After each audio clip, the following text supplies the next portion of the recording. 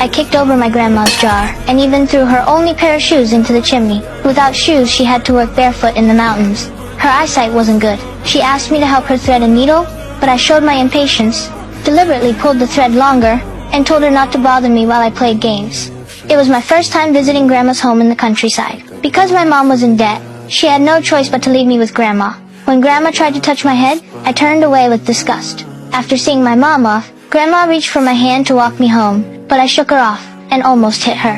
When we got home, Grandma brought out the candy she had been saving for me. I disliked it, so I picked up the chocolate I had brought instead. No matter how I acted, Grandma always stayed quietly by my side, and cleaned up the mess I left behind. One day, my game console suddenly ran out of power. I asked Grandma for money to buy batteries. She turned her pockets inside out, but found nothing. Later, while she was napping, I stole her hairpin, hoping to exchange it for money to buy batteries. But in that remote mountain village, there weren't any batteries for my console.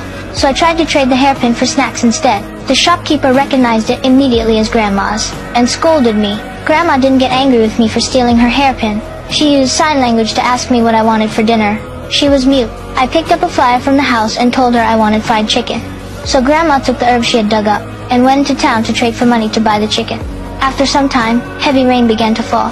Grandma didn't take shelter. She walked slowly through the rain, back home, carrying a live chicken. When she got home and saw me asleep, she didn't care about her soaked body. She covered me with a blanket first, then hurried to the kitchen to cook. By evening, a whole steamed chicken was placed in front of me, but it wasn't fried chicken.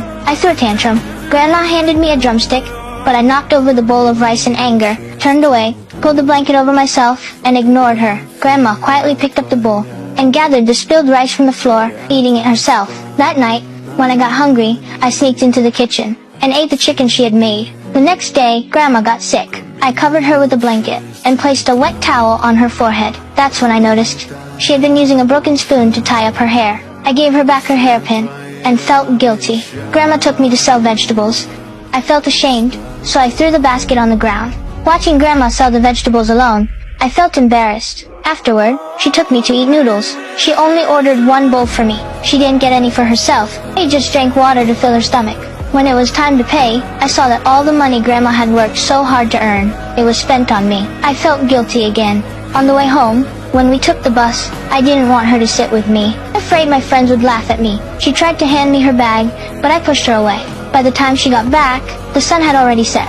One day, I rode a cart downhill, fell, broke the cart, and scraped my knee. Dragging myself home, exhausted, I found something in my bag. When I opened it, I saw my game console, and money for batteries.